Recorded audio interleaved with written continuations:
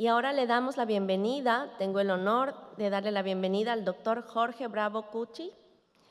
Es doctor en Derecho Mercantil por la Universidad de Sevilla, es profesor de Derecho Tributario en la Pontificia Universidad Católica del Perú y en la Universidad ESAN del Perú.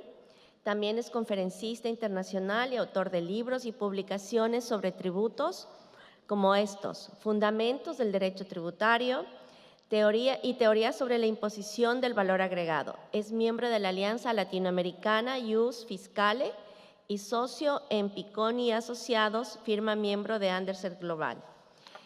El tema que abordará el doctor Bravo es de la jerarquía normativa desde la perspectiva tributaria y constitucional. Doctor Bravo, le damos la palabra.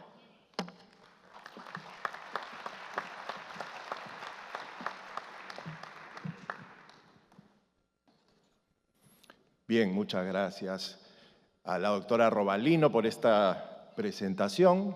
Lo primero y de rigor, un saludo cordial a cada uno de ustedes y un agradecimiento también a los organizadores de este congreso, ¿no? La Corte Dice Tributaria, que es una fundación que organiza en esta oportunidad un evento realmente importante, ¿no? de magnitudes, yo diría, épicas, ¿no? Porque está logrando una convocatoria no solo de un público muy selecto de aquí del Ecuador, sino también de otros lugares del mundo, ¿no? He visto inclusive dentro de ustedes a algunos alumnos míos que espero ver en la clase, obviamente, la próxima semana también, ¿no?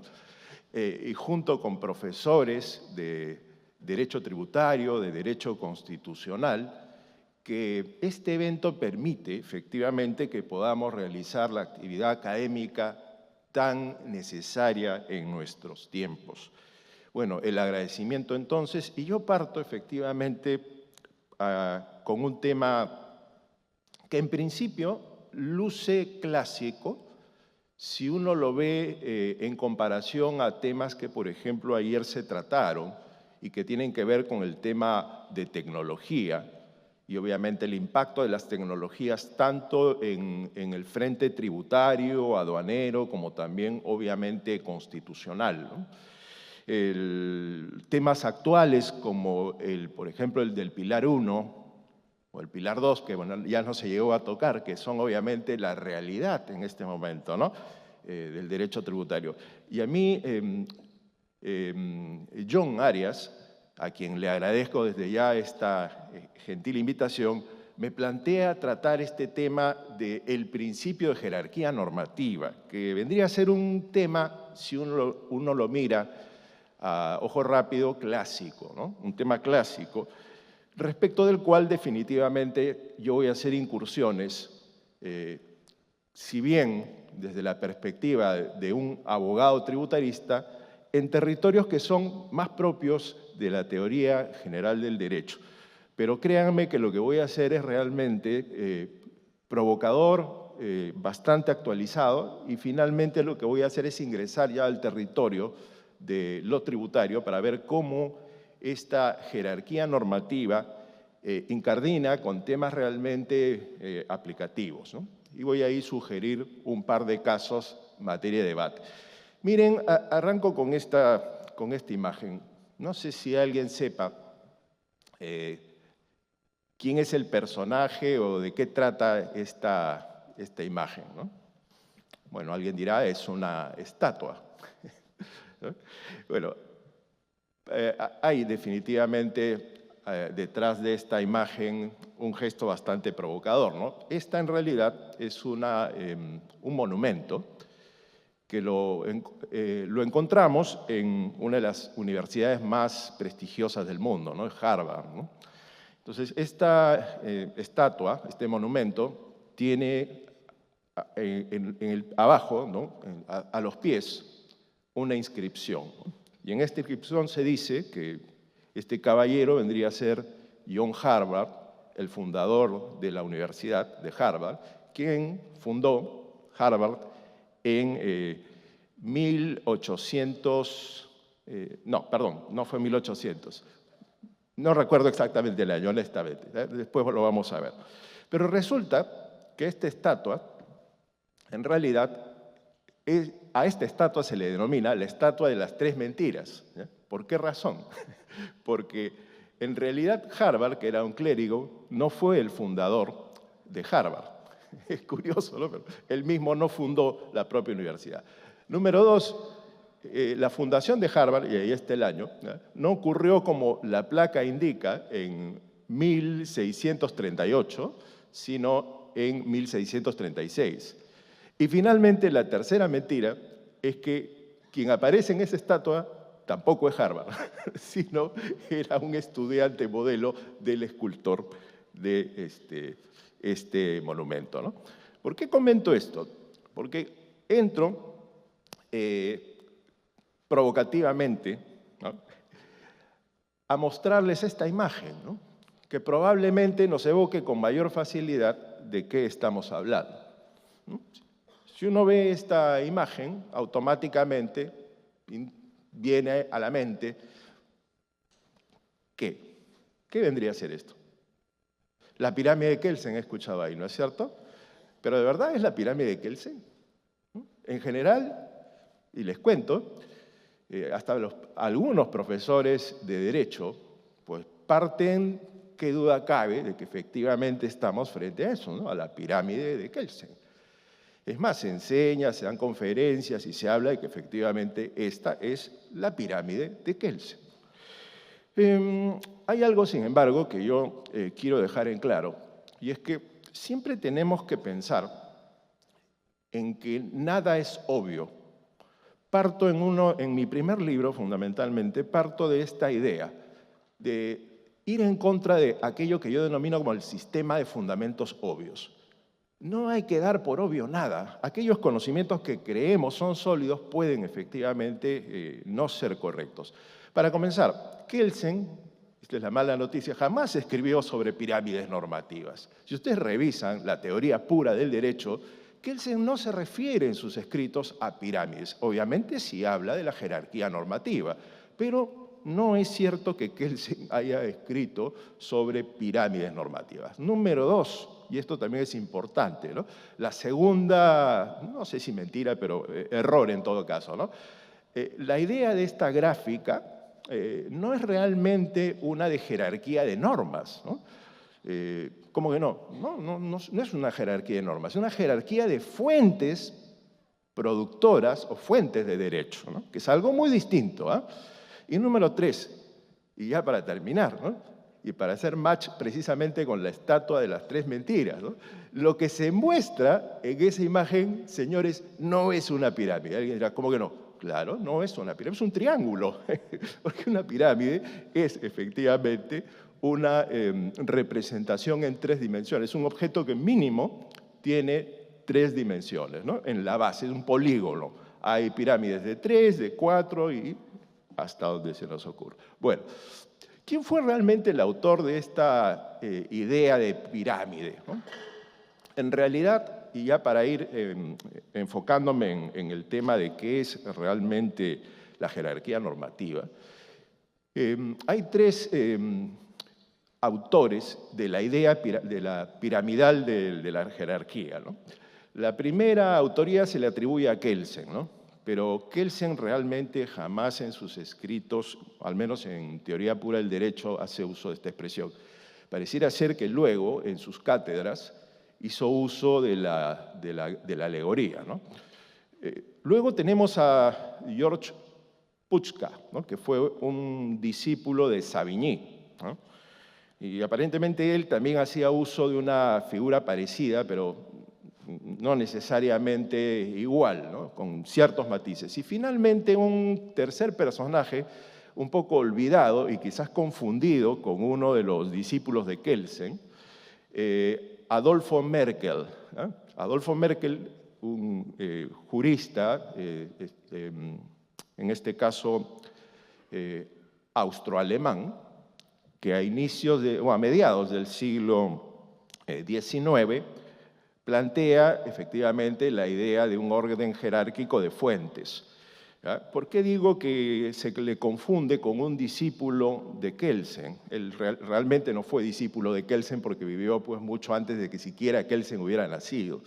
Kelsen tenía un discípulo llamado Adolf Merkel, muy parecido en el sonido, pero Merkel efectivamente no es ese caballero Adolfo Merkel al que yo particularmente creo, estoy persuadido, le corresponde la autoría intelectual de la idea de piramidación. No estoy hablando de la jerarquía de normas hasta allí. Pero vamos a un entendimiento más contemporáneo. Yo digo, este es un tema realmente no resuelto, ¿no? En la ciencia del derecho no hay temas que estén ya resueltos. Ojo, el derecho como ciencia permanentemente está en evolución, en cambio, hay teorías, hay entendimientos. Definitivamente eso permite, es una impronta de lo que es el ser humano. Bueno, yo recurro esta vez ya no a una triada alemana o austroalemana, el caso pues, de Kelsen, de Merkel y de Putzka, sino una triada más bien italiana, ¿no? El complemento a lo que es nuestro sistema jurídico, ¿no? Nosotros somos romanos germánicos, ¿no? Entonces vamos ahora al lado romano, pues, ¿no? O a los herederos, ¿no?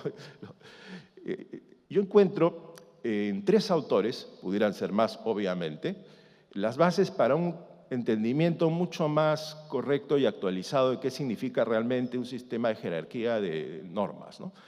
Norberto Bobbio, Riccardo Guastini y Paolo Comanducci, ¿no? De ellos 3 extraigo efectivamente que la idea de un orden jerárquico normativo es mucho más complejo de lo que se muestra en esta gráfica piramidal de Fuentes, ¿no?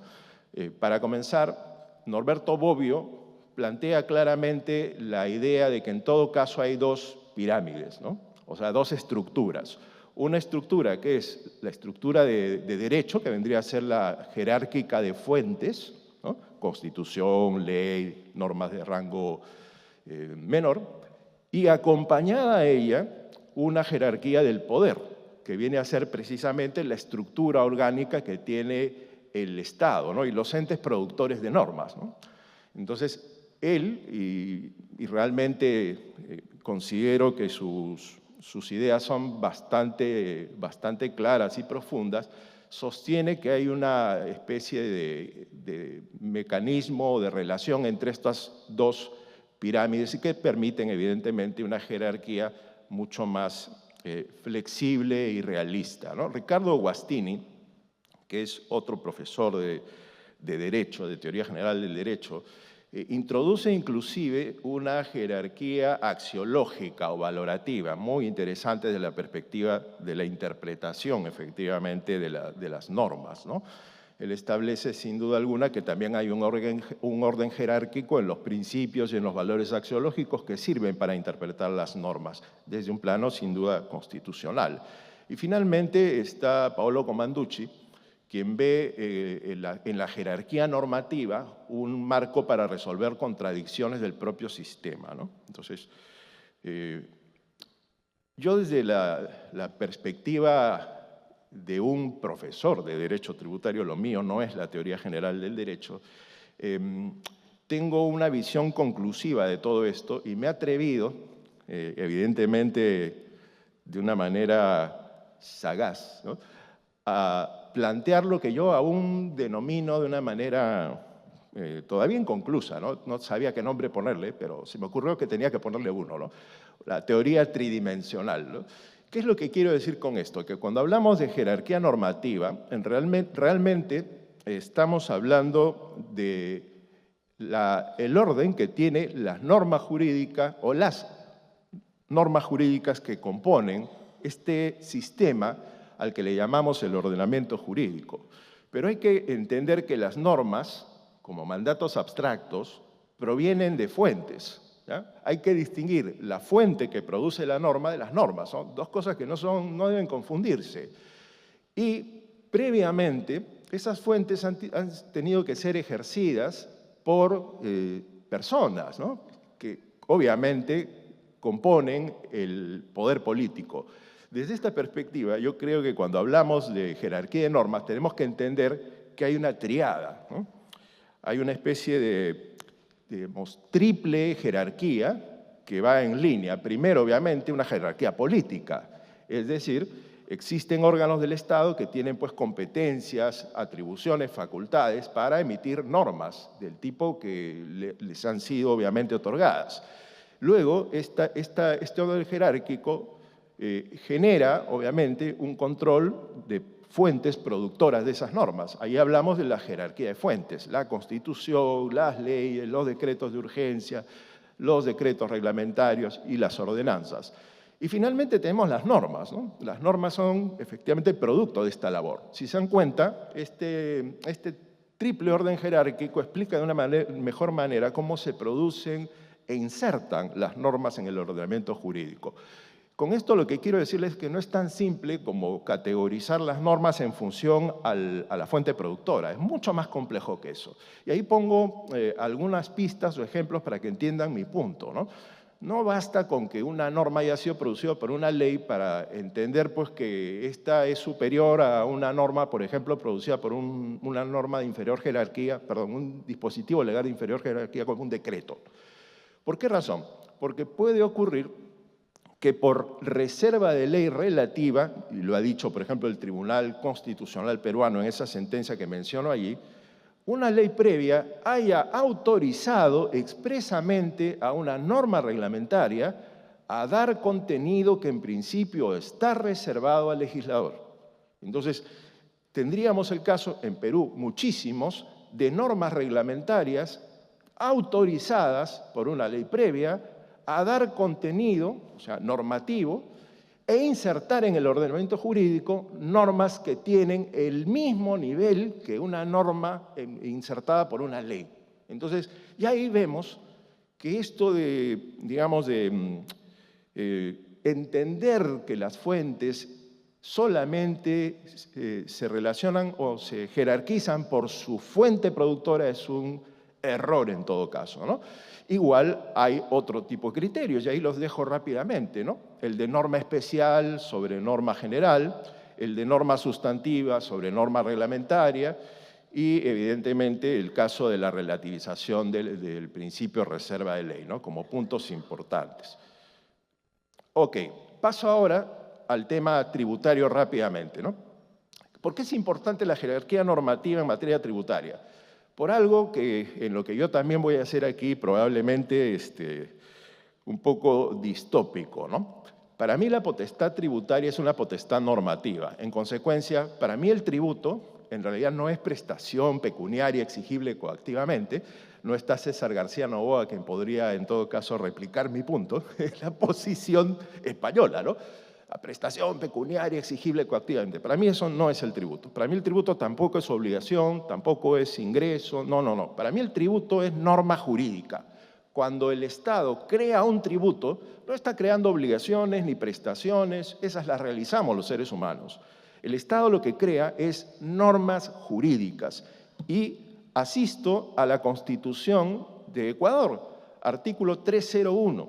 Miren lo que dice la Constitución ecuatoriana.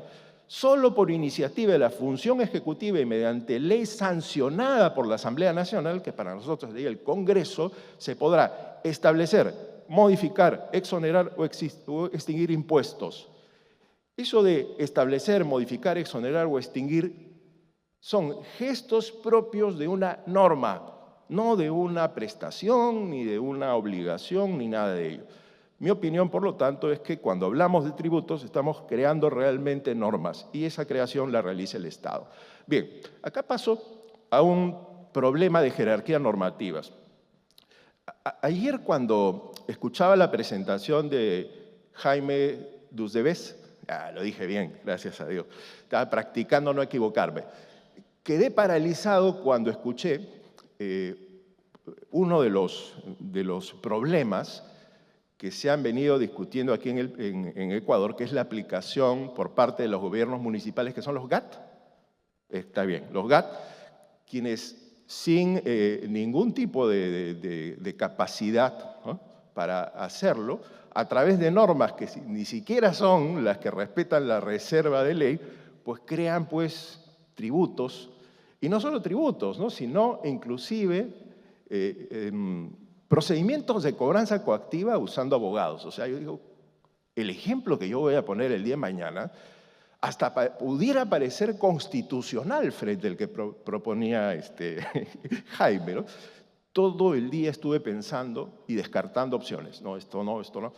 Y ocurre que ayer en la noche, en plena cena con dos distinguidos colegas, ¿no?, y compatriotas, ciudadanos de la República Independiente de Arequipa, ¿no?, los doctores Simons y Pintado, la epifanía es que ocurrió el milagro y encontré el caso. Fíjense. Miren, el caso es el siguiente. En el Perú hay un decreto legislativo, es un vehículo normativo emitido por el Ejecutivo, que crea una, entre comillas, ley, ¿ya? Es un tema curioso porque no es una ley, pero se autopercibe como una ley, ¿no? Es digno de nuestros tiempos, ¿no? Pero ese no es el tema, ¿ya? El tema es que esta ley es de tributación municipal, despliega o crea un hecho imponible, que es el impuesto de alcabala, que la verdad ya alcabala es una palabra que creo que podría actualizarse. Pero la redacción es franciscana. Miren lo que dice, ¿no? El impuesto de alcabala es de realización inmediata y grava la transferencia de propiedad de bienes inmuebles. Realmente hay otro artículo más que señala cuál es la tasa y la base imponible y se acabó, ¿no? La redacción es franciscana, ¿no? Es decir, hay poca redacción, pero es suficiente para interpretar qué se está grabando. Entonces, resulta, y ya para ir terminando, que la Municipalidad de Lima Metropolitana, a través de esta directiva, no solo ha ampliado, o sea, ha hecho un propio desarrollo de lo que se graba, y miren todo lo que graba, ¿no? O sea, han incluido hasta reorganizaciones societarias, ¿no?, como supuestas transferencias de propiedad, sino que ha señalado, ya por razones de espacio, todo un desarrollo de beneficios tributarios, de cuándo se paga el impuesto, exoneraciones, ¿no?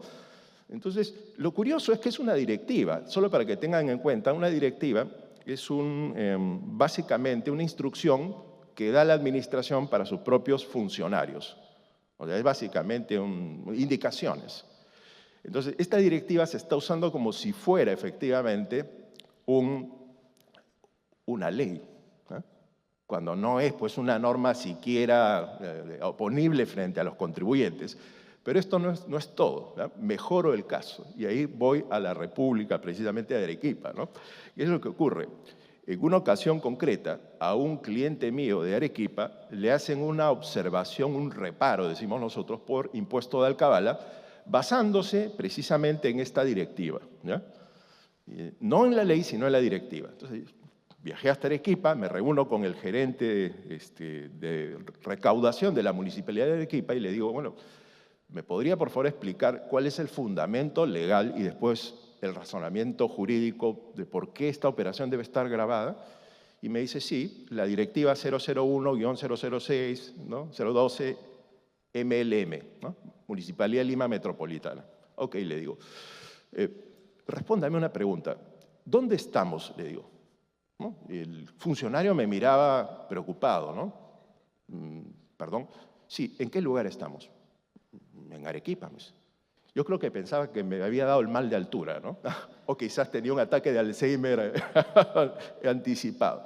Le digo, ok, si estamos en Arequipa, yo no entiendo cómo ustedes están aplicando una directiva de Lima Metropolitana, ¿no? Es otra administración tributaria, ¿no? Entonces, Jaime, creo que he cumplido y he mejorado con creces, ¿no?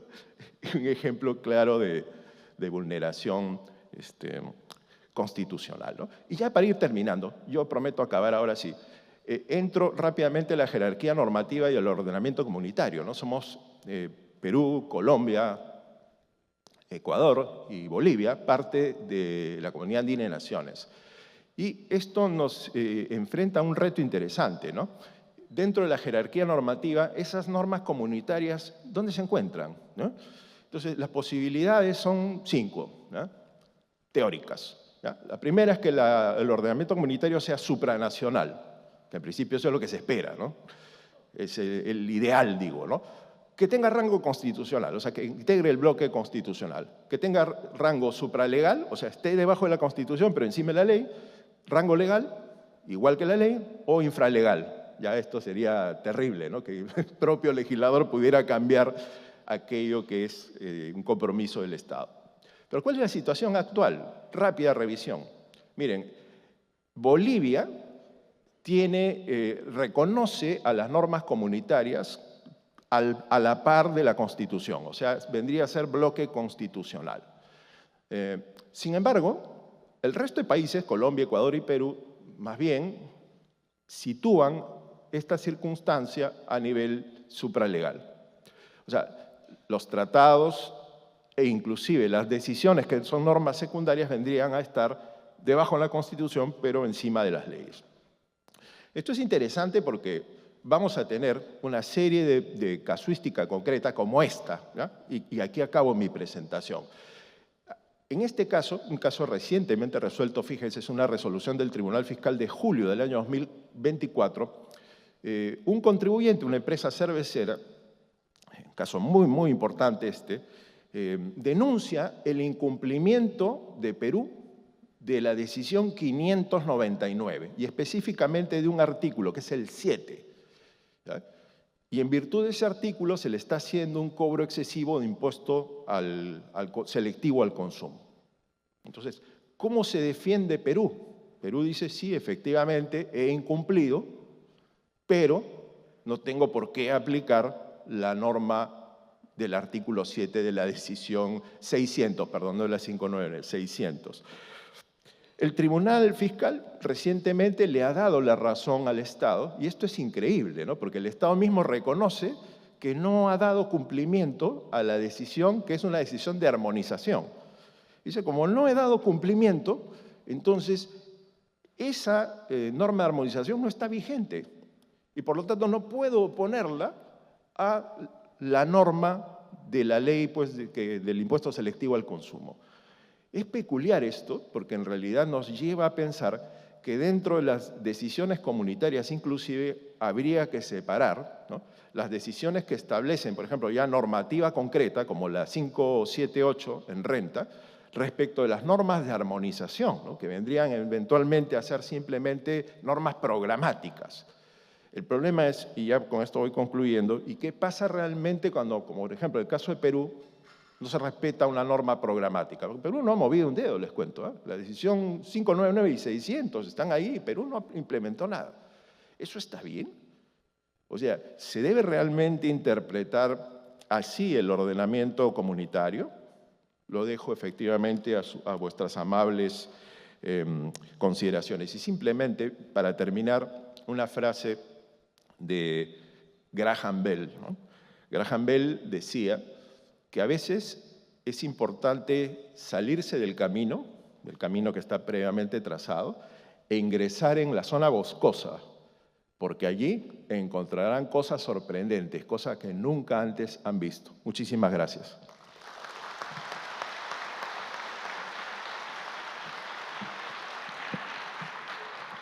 Muy merecido el aplauso al doctor Jorge Bravo Cuchi.